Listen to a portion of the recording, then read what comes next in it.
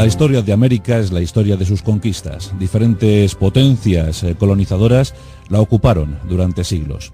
En el siglo XVIII, esta tendencia iba a cambiar ostensiblemente. Nos encontramos en medio de la guerra entre Francia e Inglaterra. Estamos en el año 1756, una cruel guerra que iba a dar al traste con la vida de miles de personas, británicos, franceses, norteamericanos y sobre todo indios. Al lado de los británicos, los iroqueses, la confederación de tribus iroquesas. Al lado de los franceses, los hurones. Durante 7 años en los territorios del Canadá y norte del continente americano, pues las batallas se sucedían. Diferentes alternativas para un bando y para otro. Era difícil prever la solución final. Británicos y franceses se desgastaron durante 7 años. En 1760, Jorge III llega al trono de Inglaterra. Va a ser un rey tremendamente longevo. Llega al trono con apenas 22 años, pero se van a mantener en él más de 60, hasta 1820. En su reinado van a ocurrir múltiples peripecias. Primero tendrá que ver cómo su país anda en guerra con Francia. Tendrá que poner fin a esa guerra, además un fin victorioso en 1763. Verá cómo se le sublevan las 13 colonias de Norteamérica. Tendrá que ver cómo Francia, España, los Países Bajos le declaran la guerra una y otra vez. Tendrá que desplazar a Napoleón de Portugal. Tendrá que vencer a ese mismo Napoleón. O sea, fijaos si tuvo avatares Jorge III. No es de extrañar que acabara algo loco. La locura, la demencia del rey Jorge, decían. Con 82 años fallecía en ese año de 1820. Jorge III es el gran protagonista de nuestra historia. Y habrá puntos enigmáticos que apenas se han dado a conocer. Por ejemplo, la importancia de Gibraltar, ahora que se habla tanto de Gibraltar, la importancia de Gibraltar en la independencia norteamericana. Luego lo contaremos. Lo cierto es que esa guerra de los 7 años desgasta al Reino Unido. Sí, han salido victoriosos, son los vencedores. Francia tiene que capitular. Pero el coste había sido demasiado exigente. Miles de soldados habían perdido en esa guerra. Cada vez era más elevado el coste, cada vez era más el dinero que necesitaba el mantenimiento, el sostenimiento de aquellas colonias. Y como siempre, los gobernantes piensan en el pueblo para sostener tanto gasto. En 1765 se adoptan medidas impositivas, tributarias. Serán las colonias las que sostengan los acuartelamientos, los numerosos acuartelamientos que el Reino Unido debe mantener en América. Y se crean tasas, por ejemplo, la Stamp Act, la tasa del timbre, la ley del timbre. Todos los documentos, revistas, periódicos, libros que transitaran por las colonias debían llevar el sello del reino, el sello de Inglaterra. Y por eso se debía pagar un impuesto.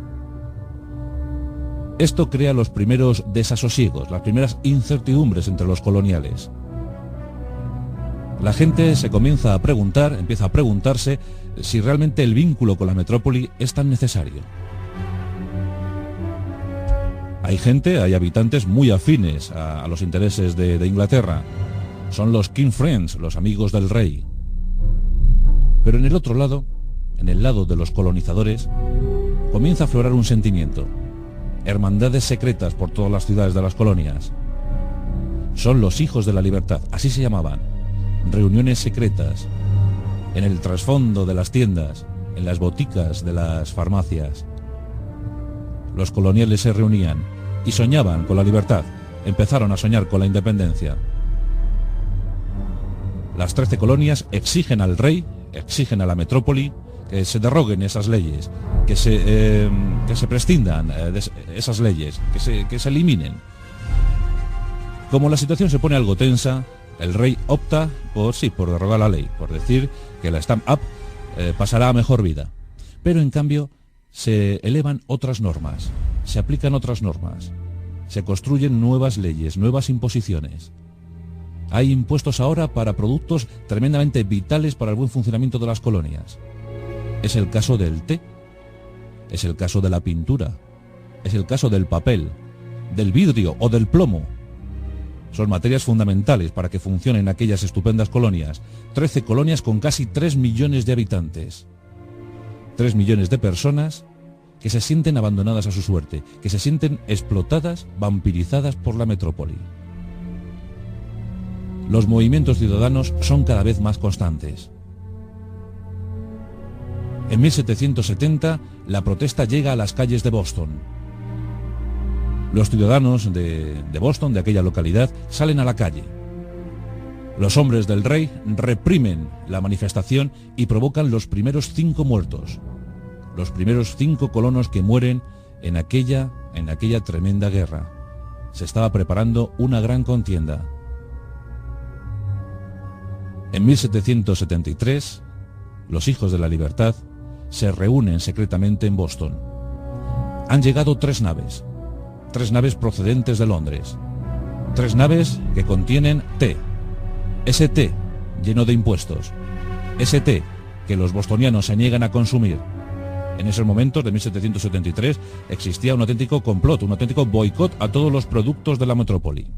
Y el té iba a ser la chispa, el detonante para la guerra. Los hijos de la libertad se disfrazan, se visten de indios. Nadan por la bahía de Boston. Llegan a los barcos y les despojan de su tesoro. Aquel contenido de té es lanzado a las aguas de la bahía de Boston. Se puede considerar que es el primer aldabonazo, es el primer chispazo para la guerra de la independencia norteamericana, para la revolución norteamericana. Los hijos de la libertad habían sacado sus banderas y las enarbolaban orgullosos. Habían dicho no a los británicos.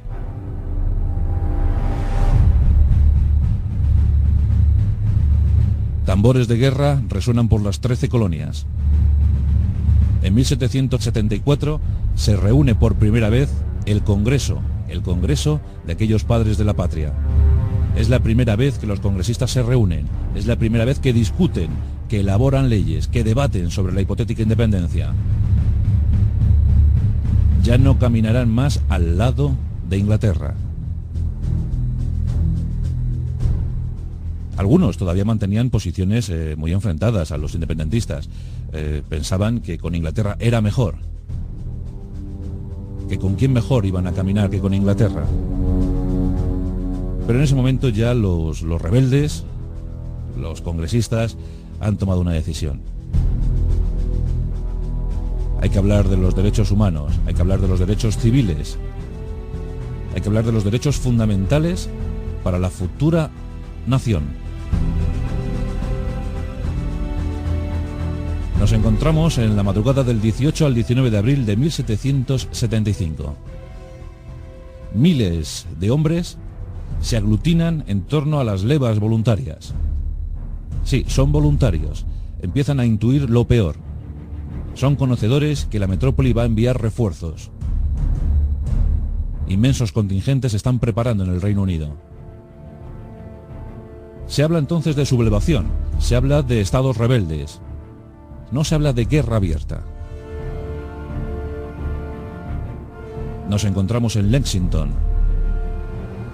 Allí se produce un choque, la primera batalla, lo que se considera la primera batalla de la guerra de independencia norteamericana. Los colonos se enfrentan a las tropas del rey. Los hombres del rey, los ingleses, no tienen ningún miramiento. Preparan sus fusiles Browsbecks y disparan contra los colonos. Los colonos responden con sus modelos Filadelfia. Los primeros muertos sobre el campo de batalla. Los colonos sufren sus primeras 8 bajas. Los hombres del rey, las tropas de Inglaterra, están más experimentadas, son más curtidos, son mejores veteranos. Saben perfectamente cómo disolver una formación militar miliciana. Además, estos eran muy poco avezados en el disparo. Se empiezan a preparar y empiezan a buscar a un líder. Y ese líder lo encontrarán en Virginia. Un rico hacendado llamado George Washington, asume en mayo de 1775 la dirección de aquellas tropas milicianas. Aquel ejército que se había reunido en torno a la ciudad de Boston contaba con unos 17.000 efectivos, los más desaliñados del mundo, los más barbudos del mundo, además sin ninguna disciplina. Eso sí, llenos de entusiasmo y de ideales. George Washington, cuando ve a sus hombres, queda desolado. Dice: hemos reclutado un ejército de generales. No atienden ni una sola orden. Será un trabajo duro y difícil. Lo único que gusta a George Washington, al flamante general, es el lema que reza en los birretes de los soldados milicianos: libertad o muerte.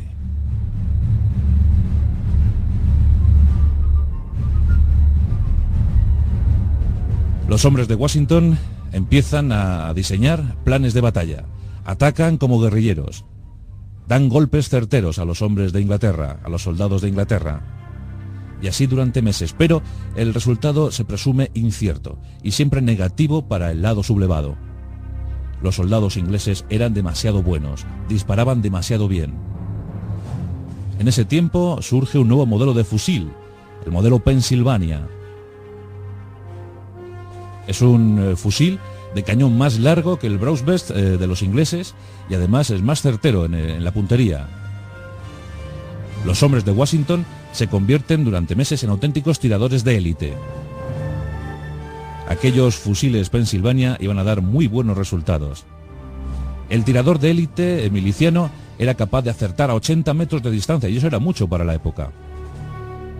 Recordemos que en ese tiempo los fusiles, los mosquetes, no tenían estrías, por tanto el disparo era errático. Cuando había una carga cerrada de fusilería, el 5% de las balas, tan solo el 5%, impactaba en la formación enemiga. Por eso es fácil decir que no era de extrañar que se cerraran las formaciones porque no había mucho peligro de ser alcanzados por los disparos enemigos. Y el avance era impresionante. En ese sentido, los soldados de Inglaterra, las tropas inglesas, siempre llevaban las de ganar. Durante meses, los soldados milicianos, los sublevados, los rebeldes, fueron diezmados. Hay que decir que en los más de 6 años de guerra, 70.000 hombres de los Estados Unidos murieron en combate. 70.000. La cifra es atroz para una población, para una exigua población de apenas 3 millones. Aún así, estaban resueltos a la independencia, estaban resueltos a la victoria y cedían gustosos sus vidas. Nos encontramos en junio de 1775, en la colina Bunker. Cerca de Boston, recordemos que los ingleses habían sido sitiados en Boston, intentan una salida desesperada de la ciudad y se topan con posiciones de los milicianos. En la colina Bunker están perfectamente atrincherados los milicianos. Los hombres del rey, los soldados británicos, van a tomar la colina al asalto. Un asalto orgulloso y tremendamente exigente. Los norteamericanos estaban esperando, bien apostados. 2.000 británicos se lanzan al asalto.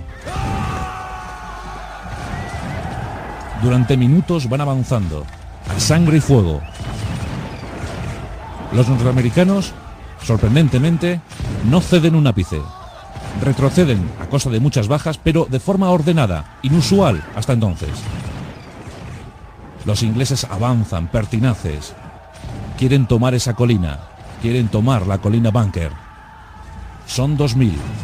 Cuando llegan a la cima, han visto cómo 800 de sus compañeros han muerto en ese ascenso. 800 británicos muertos. Los norteamericanos se retiran en derrota, pero una derrota agridulce. Han causado enormes bajas al enemigo. Por primera vez han estado a punto de dar una buena nota como ejército regular. Bunker Hill supone un antes y un después en la guerra de la independencia. Los norteamericanos rebeldes han sido capaces de hacer frente al bien pertrechado, al buen ejército inglés. En aquellos tiempos, los sublevados, las colonias sublevadas, quieren firmar algún tratado de paz con la metrópoli. Jorge III está pendiente de recibir noticias. Pero la primera noticia que llega antes de firmar cualquier tipo de paz, cualquier tipo de acuerdo, es que se ha obtenido una gran victoria en Bunker Hill. Jorge III, entusiasmado por estos datos, proclama a las colonias como rebeldes, como sublevadas. No habla de guerra y envía más tropas, aplastará la rebelión. Tristemente, el segundo dato que recibió fue que había tenido 800 muertos en Bunker Hill. No había oportunidad, por tanto, ya para dar marcha atrás. La guerra se presentaba con total virulencia, con total intensidad. Durante meses, avances y retrocesos, hostigamientos continuos al ejército británico. Los británicos también obtuvieron sus grandes victorias, pero siempre a costa de enormes bajas. Los norteamericanos eran cabezones, obstinados y férreos guerreros. Sí, indisciplinados, pero aguantaban, sabían luchar, estaban muy estimulados, cosa que ya no estaban tanto los británicos. A esto solo les mantenía su orgullo de siglos. Era la lucha de dos potencias. El gran león británico contra los emergentes norteamericanos, los que aspiraban a ser futura potencia hegemónica. Todo se estaba debatiendo en aquellas 13 colonias. Mientras tanto, el mundo a la expectativa. Faltaba algo, y ese algo llegó el 4 de julio de 1776. 56 congresistas se reúnen en Filadelfia. Es el gran momento para la Revolución norteamericana. Ahí están John Adams, ahí está Benjamin Franklin, ahí está Thomas Jefferson y ahí está George Washington, los padres de la patria norteamericana. Se habla de los derechos del hombre, se habla de legalidad, se habla de fraternidad, se habla de igualdad entre los hombres. Se sientan las bases para las futuras democracias. Han nacido los Estados Unidos de América. El 4 de julio, el día de la independencia. 14 de aquellos congresistas no verían la independencia de su país, murieron en el transcurso de la guerra. Pero fue el momento total, el momento de estallido. Las campanas redoblaron por las 13 colonias. El sentimiento de unidad se extendió a todos los territorios. Los británicos empezaron a tener muy comprometida su presencia en Norteamérica. Benjamin Franklin se convierte en el primer embajador de los Estados Unidos. Viaja a París, viaja a Francia para buscar apoyo, para buscar refuerzos, para buscar la alianza y sobre todo que los países europeos aprueben su proclamación de independencia. Benjamin Franklin, por tanto, se convierte en el primer embajador y en el primer jefe de los servicios secretos norteamericanos. Podemos decir que es el primer director de la CIA de entonces. Benjamin Franklin empieza a pasar datos al Congreso rebelde. George Washington es consciente que si no da un golpe certero, un golpe de gracia, un golpe de propaganda, no tendrá el apoyo de las potencias europeas. Ese momento le iba a llegar en las dos batallas de Saratoga. Entre septiembre y octubre de 1777 se celebraron esas dos batallas. Desde los territorios de Canadá bajaba un ejército de apenas 8.000 hombres. Bajaban en 200 barcazas, con más de 150 cañones, 6 brigadas de regulares británicos, algunos amigos del rey, porque hay que decir que hubo también un fuerte movimiento de apoyo a la corona británica en las colonias, unos 250 hombres norteamericanos afines a Inglaterra y unos 400 indios. Los indios participaron poco en esta contienda, principalmente una confederación de tribus iroquesas, que por cierto los norteamericanos les batieron en poco tiempo, en pocos meses, y no quisieron saber nada. ¿Por qué los indios estaban en el lado británico? Es muy sencillo, los colonos les estaban expropiando sus tierras, los colonos estaban avanzando, incluso Inglaterra puso una ley para que no se avanzara más allá de los Apalaches. Los indios temían a los colonos y por eso apoyaban a los británicos. En 1777, tras algunas batallas como la de Trenton o como la de Princeton, llegaba el momento para Saratoga. John Burgoyne, el gran general británico, bajaba con sus efectivos, pero el mal tiempo, unas lluvias continuas muy pesadas, embarraron a los cañones, deceleraron muchísimo el avance de las tropas. Además, el hostigamiento de los guerrilleros norteamericanos les iba provocando cada vez más bajas. El propósito final era llegar a Albany y allí era hacer una auténtica tenaza para abatir a los norteamericanos.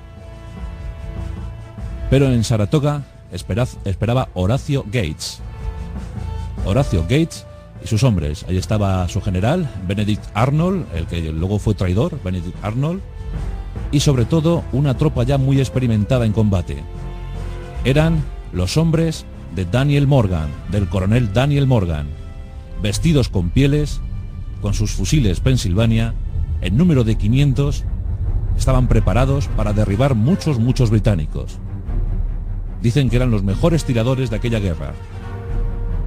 Y eran además muy vistosos porque iban con sus pieles, a lo Daniel Boone, con su sombrero de castor, con sus pieles y perfectamente preparados para disparar. Nos encontramos en un lugar cerca del río Hudson, nos encontramos en un lugar llamado La Granja de Freeman, cerca de Saratoga.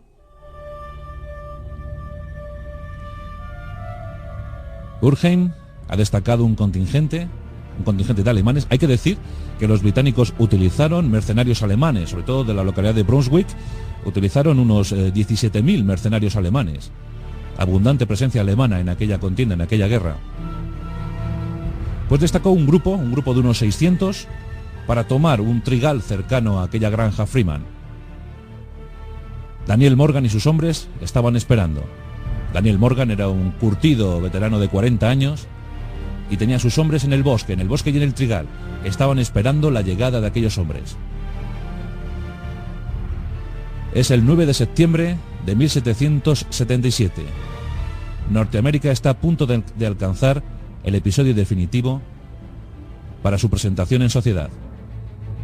Y ese episodio lo van a protagonizar los fusileros, los hombres de Morgan. Ven llegar a las tropas británicas. Se preparan cuidadosamente. Apuntan con sus fusiles.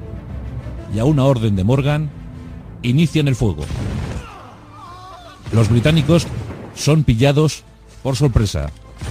A decenas comienzan a caer. Intentan parapetarse, intentan replegarse ordenadamente. Pero los hombres de Morgan estaban demasiado bien distribuidos por aquellos bosques, por aquellos trigales. Hay una masacre tremenda entre los británicos. Durkheim recibe las noticias, envía refuerzos, otros 600 hombres. Los norteamericanos siguen respondiendo. Los británicos, muy cansados, muy mermados por las extenuadas jornadas, las tremendas exigencias del terreno, retroceden dejando muchísimas bajas, 600 muertos sobre el terreno, mientras que los norteamericanos habían perdido apenas 200. Una primera gran victoria para los norteamericanos. Durkheim decide parapetarse, decide crear 3 grandes reductos. 2 exteriores y un gran reducto central en torno a la granja Freeman. Pero apenas tiene comestibles y munición para aguantar un mes. Los hombres de Gates se saben favorecidos por la situación. Pero Gates era un hombre demasiado pesimista, demasiado parado. Le gustaba siempre ser prudente, no le gustaba arriesgar. En ese sentido, Benedict Arnold y algunos otros generales, y también el propio Morgan, le animan a atacar a los británicos. Se saben, por fin, en ventaja. Nos encontramos en octubre de 1777. Los británicos parapetados apenas tienen comestibles y munición para 3 días. ¿Podrán resistir? ¿Llegarán refuerzos? Los norteamericanos inician los combates. Tienen armas estupendas y tienen sobre todo certeros cañones. Cañones que han ido incautando a los británicos en diferentes fuertes que han ido tomando al asalto. Los norteamericanos se proveían de esa manera, asaltaban fuertes, desalojaban esos fuertes de sus cañones y bueno, pues por eso empezaban a atacar una y otra vez. Decenas de cañones en Saratoga dispararon contra el gran reducto central, contra la granja Freeman. Después de reunir las primeras bajas, a Durkheim no le quedó otra salida sino la de rendirse. Una rendición honrosa. Hay alguna anécdota dentro de la segunda batalla de Saratoga, y es que, por ejemplo, pues Simon Fraser, el gran general británico, viendo que su situación estaba ya muy desesperada e intentando buscar o aliviar la situación de sus compañeros, con su impoluta casaca roja, ordenó una carga de caballería. Se puso al frente a la vanguardia de su tropa y fue directamente derribado del caballo, herido mortalmente, retirado por sus hombres entre una lluvia de balas. Fue una acción alocada, pero a lo mejor simplemente llevado por los nervios o llevado ya por la ansiedad de ver que la situación no se presentaba favorable para los británicos. La situación es, fijaos, es una estampa además pues que nos hace una clara visión, una clara referencia de cómo fue aquella jornada. Nos encontramos en la granja Freeman, en el gran reducto central. Los británicos han recogido el cadáver de Simon Fraser. La última voluntad de Simon Fraser es la de ser enterrado allí mismo. Burgoyne atiende esa solicitud, aunque iba a retrasar la retirada de sus hombres. Y le presentan con todos los honores ante la tropa. Le van a enterrar con todos los honores. Los norteamericanos contemplan la escena y entienden que los británicos están reorganizando para lanzar un contraataque. Los norteamericanos dan la orden de cañonear aquella zona. Es una situación surrealista. Están enterrando al general Fraser en medio de una tremenda lluvia de balas de cañón. Allí un general alemán comentó: qué digno entierro para un gran guerrero. Las lluvias de balas caían en torno a ellos. Las balas de cañón no daban en el blanco, pero sí salpicaban de arena y de polvo a los que estaban asistiendo al entierro. Una imagen grotesca muy representativa de cómo fue aquella jornada en Saratoga. Burgoyne se retiró con todos los honores, aunque luego fue apresado y recluido. Un hombre incomprendido por la historia, por cierto. Pero desde 1777, las naciones europeas entendieron que Estados Unidos era otra cosa, que era ya una nueva y tremenda realidad. Francia, España y los Países Bajos se aliaron con los nuevos Estados Unidos. Declararon la guerra a Inglaterra y comenzaron las hostilidades. Desde 1778, todos se afanaron a la tarea de derrotar al Reino Unido. El Reino Unido, por más que quisiera, no tenía suficientes efectivos para afrontar tantos frentes. No podía. Había bloqueado los puertos franceses de Toulon y de Brest. Pero a su vez, los españoles y franceses habían sitiado Gibraltar y tomado al asalto Menorca. Los españoles recuperaban Menorca. Inglaterra no tenía ya tantos barcos ni tantos efectivos. Por si fuera poco, la situación en Gibraltar era tremenda porque daba un gran dominio sobre la zona. Los españoles y los franceses estaban a punto de tomar Gibraltar. Inglaterra tenía que desviar muchísimos navíos para poder defender y abastecer Gibraltar. La única forma de abastecer Gibraltar era por mar. Así fueron desbloqueando los puertos de Toulon y de Brest, y esto permitió a los franceses enviar una flota, una auténtica flota de refuerzo hacia los Estados Unidos. Ahí había jóvenes nobles, como por ejemplo Lafayette. Miles de franceses fueron enviados a Estados Unidos de esa manera.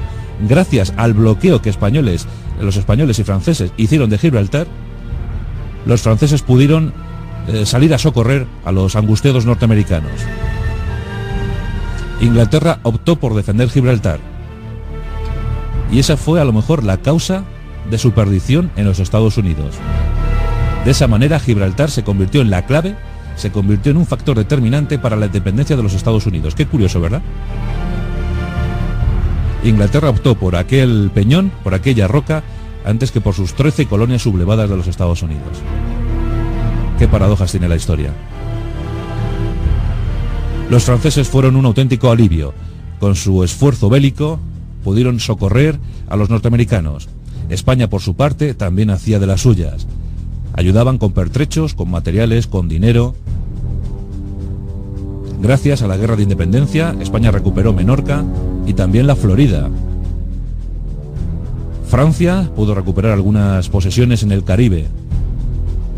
Y desde luego se reequilibró la situación perdida en la Guerra de los 7 años. Fueron momentos muy duros para Inglaterra. Todo por unos impuestos. Todo por exigir más y más siempre a los mismos. En 1781 se libraba la última batalla en la Guerra de Independencia norteamericana. Nos encontramos en Yorktown, el último reducto británico.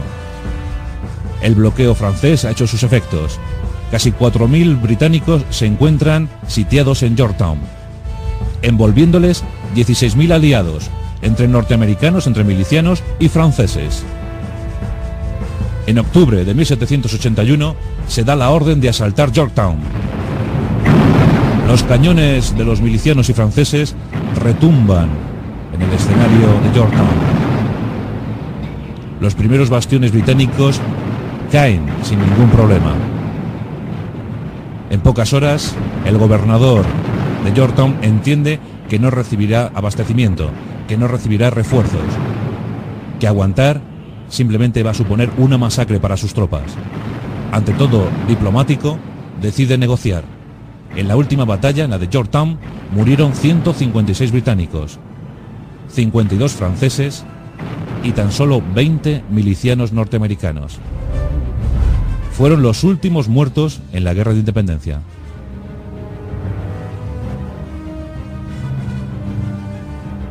Pasaron los meses, se negoció y en 1783 Inglaterra concedía la independencia a los 13 estados de la Unión. Nacía de forma oficial Estados Unidos de América en 1783. Y ahí estaban los padres de la patria. Ahí estaba Adams, ahí estaba Jefferson, ahí estaba Washington y Franklin. Y ante ellos un pueblo orgulloso por lo que había conseguido. Aquello que empezó bajo el grito de "sin tasación no hay representación", terminó en libertad o muerte. Y desde 1783 la chispa revolucionaria prendió también en el continente europeo. Aquellos jóvenes oficiales franceses que habían luchado al lado de los milicianos llevaron ese estímulo de libertad a los propios campos franceses. En 1789, tan solo 6 años después, llegaba la Revolución Francesa. Pero aquel sentimiento de libertad también se propagó por el continente americano. Y pronto a nosotros también nos llegó el turno. La historia de los Estados Unidos de América es sobradamente conocida, pero no por ello debemos dejar de olvidarla y de recordarla cada cierto tiempo. Con sus defectos, con sus virtudes, aquellos milicianos, aquellos hombres de Morgan, pusieron una pica en Flandes en eso que hoy llamamos libertad y democracia.